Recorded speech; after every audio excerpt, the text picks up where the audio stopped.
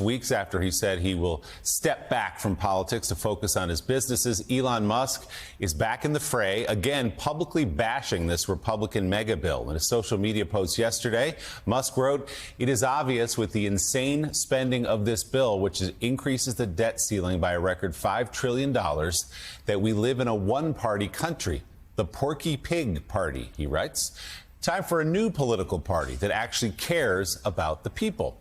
Musk followed up with another post calling for the creation of the America Party if the, quote, insane spending bill passes. Musk then continued his online rant, writing any lawmaker who votes for the mega bill, quote, should hang their head in shame. He threatened to primary those politicians next year, quote, if it is the last thing I do on this earth. President Trump, as you can imagine, responded overnight on social media, writing in part, Elon may get more subsidy than any human being in history by far, and without subsidies, Elon would probably have to close up shop and head back home to South Africa. No more rocket launches, satellites, or electric car production, and our country would save a fortune. Perhaps we should have Doge take a good, hard look at this. Big money to be saved, writes the President of the United States in a post overnight, Ali Vitali. So Elon Musk has expressed, Ali, his dismay about this bill previously, then walked back a little bit from his personal criticism of Donald Trump, but now kind of getting back to the policy on the debt and the deficit. Obviously, he has invested interest in this bill not passing. Does this matter at all? Does pressure from Elon Musk matter if he says he's going to primary anyone who votes for it? So when there was the initial explosion of the personal relationship between Musk and Trump, there was the entertainment factor of watching these two men go back and forth on social media. But then there was also the more tangible threat of what will Musk do with his money? The power of the Musk purse was so tangible and palpable in the early weeks of the Trump administration. You'll remember during the confirmation battles, many of the members on Capitol Hill were quietly whispering about the fact that Musk was saying that they would primary people who weren't marching in lockstep with the president's agenda. So, Michael, now here we are with members saying that, with Musk saying, if you actually vote for this bill, I'm going to potentially fund primaries against you. And I think it puts these Republican members in exactly the same dynamic that they were in when Musk was actually on Trump's team. They're getting squeezed now in a different way, but Musk's money was always the central energizing factor for their actions. The question is, what happens when the money comes in contrast with the Trump of it all? Right. And you know, what's interesting about Musk's lobbying right now is he seems to be targeting people intentionally. We spoke about this earlier. He specifically went after the House Freedom Caucus yesterday, saying, how could you call yourself the Freedom Caucus if you're going to support a bill that would add trillions of dollars to the deficit? He knows all and well that the Freedom Caucus includes members who really hate this bill, but are grappling with the fact of, well, can I oppose it and agree with what I want to do policy-wise, but politically, that'll get me in a lot of hot water with President Trump. So it's interesting because the Trump-Musk factor is kind of playing in with the policy, the legislation as well. And you also have that then threat of the primary. What folks may be considering is, well, fine, you know, I know that I may not want to get the wrath of a Musk primary challenge. Yes, he has money, but there's a lot of questions about the candidates he backs, whether or not they could actually win, right, recruitment. But at the end of the day, it's also the ire of Trump, which is going to outweigh Musk, I think, in a lot of ways. But it's interesting who he's targeting because he's sort of, he's getting the people who are on the fence, but will they take the bait? I'm not sure.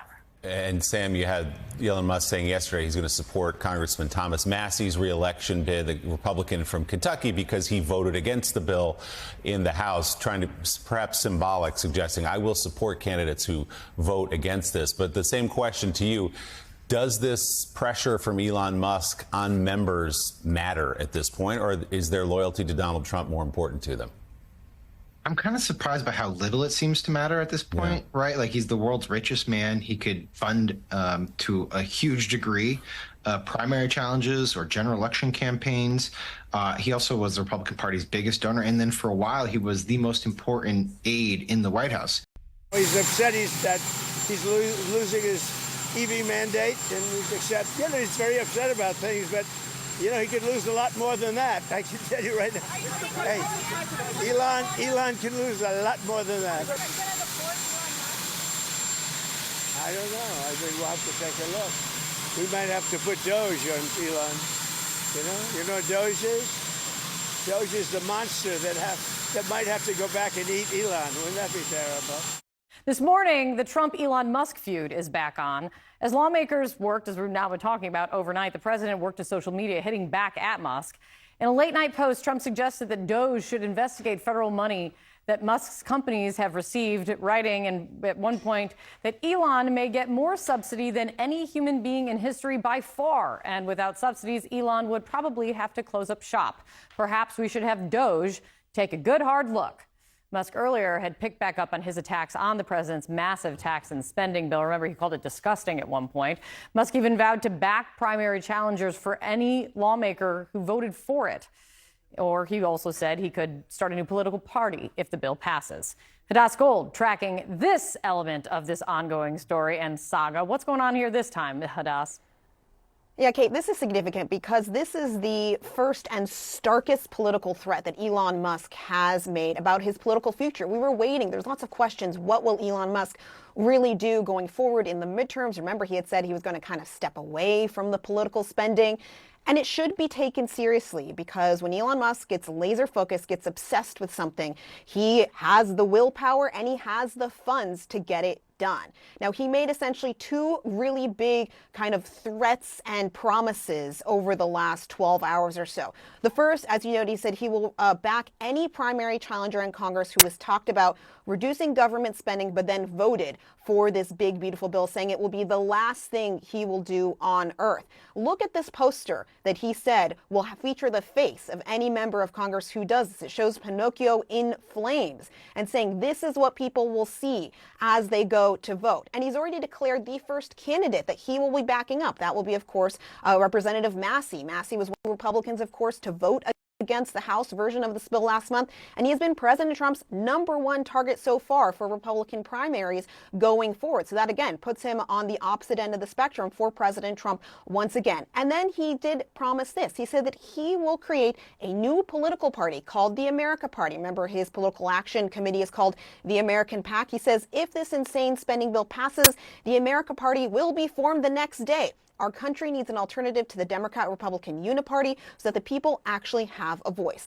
This is a significant change to Musk's plan. Remember, he spent more than $275 million to back President Donald Trump, as well as other Republicans running last year. He had promised something like $100 million to President Trump's outside groups ahead of the 2026 midterms. And just as recently as March, according to FEC filings, his PAC had supported Republican candidates in Florida. I should note also, Tesla investors, they do not want this. We saw President Trump already threatened Elon Musk, saying that he might even put Doge, Elon Musk's own creation, against him. Tesla investors do not want this. They wanted Elon Musk out of politics, focusing on his companies. The robo-taxi just launched. There's a lot of things going on with SpaceX, but it seems as though Elon Musk is not going to give this up. Kate. Let us stand by and see where this heads now. It's great to see Hadass. As we speak, he continues to post on X. So things are changing by the minute here. Hadass, thank you so much. Sarah. All right, from the voter-rama to the fighter-rama. Joining me now are CNN political commentator Bakari Sellers and Maury Gillespie, the former press advisor to Republican House Speaker John Boehner. All right, let me start with you, Maury. This is a question that I think is on a lot of people's minds. You see this fight, right, going back and forth with Elon Musk and Donald Trump. Are Republicans more afraid of Donald Trump, Elon Musk, or their own constituents? I mean, this is really childish, but it wasn't just a few months ago that Elon Musk said for any member or senator who stands in the way of Trump's agenda will be primaried. Mm-hmm. So now it's if anyone who stands in the way of this Trump's agenda, if they don't stand in the way of it, they're going to be primaried. I mean, he may change his mind in a month. So it's really hard to say. I don't think Elon Musk is their threat. However, if Donald Trump's not going to show up for them in their primaries, in their reelection bids in 2026, then it's their constituents they should be most afraid of, because that's what said. Trump is a lame duck president. He has not been really keen to go out. What is he going to do? Go out for every single House race that's at jeopardy here? It's a lot. It's a lot. So I think it's their constituents they should be most afraid of here. Bakari, what does this say about the money in politics and these two men going back and forth? Or is this about something different? I think it's about something different. I think that it's very, very petty and very childish. I think that it's kind of like the Real Housewives of the Beltway. I mean, he basically called him a welfare queen and told him to go back to where he came from. Wow. But I mean, when you juxtapose that against the fact that Like in my home state of South Carolina, 220,000 people will be kicked off of Medicaid in the Affordable Care Act, or in North Carolina, 600,000 people are going to lose insurance coverage. When you juxtapose it against the people who are going to lose SNAP benefits and health insurance, it looks really, really small. We've always said, Democrats have always said that Donald Trump's a very small man. And you see that. I'm trying to figure out how he has the energy and the wherewithal to tweet throughout the middle of the night at some other man that he just simply doesn't like. Is there not enough going on in the world for him to actually grapple with? And Elon Musk, you know, I believe in radical pragmatism. And so I want to destroy this bill just as much as Elon Musk. So the enemy of my enemy is my friend. And I guess I'll take Elon Musk in this battle. All right, with us now, Lee Carter, strategic communications expert and pollster, and Democratic strategist Julie Ruzynski. And let me just start with you, Lee. There's this new round in this fight. Musk is putting himself out there again. What will that feel like for those senators who've been up all night who have to vote on this shortly? I mean, on the one hand, it's not surprising that Elon Musk is doing this. He's been very consistent about spending this. Know that, like, folks were joking about this, like, right? Like back in November, December. I was like, oh, the crash out between Trump and Elon is going to be glorious to watch. And I said by Independence Day, by American Independence Day, which is a few days away, a couple days away. And we were right by like at least a month and a half, right? Like the crash out started happening in like April, right? May. But we were all joking like, oh, it's going to get so bad. Trump's going to deport Elon.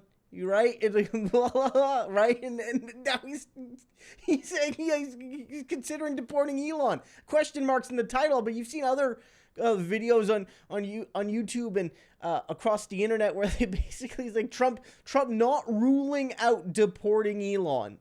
And I mean, Elon is a citizen, but as it comes down to it, you know, if for some reason he got his citizenship through fraudulent means, there have been some suggestions that he did. Those other allegations, of course, and they haven't been proven in any sort of court. But as we now know, what the heck is due process? Due process doesn't necessarily exist in Trump's America when it comes to claims around citizenship and residency. Trump is like, I'm just going to send him back to South Africa. And again, on the one hand, we have to be clear. This is hilarious. But it's also like, we have to understand, like, civil liberties exist even for monsters. And so even Elon should have civil liberties. But it's also like a dose of karma, Elon. Like, you didn't care about the civil liberties of other people, whether they were undocumented people, whether they were people who weren't citizens but were here legally, like the Haitian people that were targeted and all the people that are here on some sort of protective order but end up getting deported anyway under administrative error type thing, or literal citizens who are getting rounded up and maybe not sent away yet, but are being locked up as if they are not citizens. And then it turns out that they were citizens, but because maybe they had the wrong skin color or they had the wrong name or they were in the wrong place at the wrong time, that, you know, they didn't have their passport on them. And so a couple days later it comes out, yeah, no, this guy's a citizen. You just locked him up because of the prejudices of the officers and of Trump and all of that. Elon, the system you helped to perpetuate with your billions of dollars, my goodness, it's coming for you.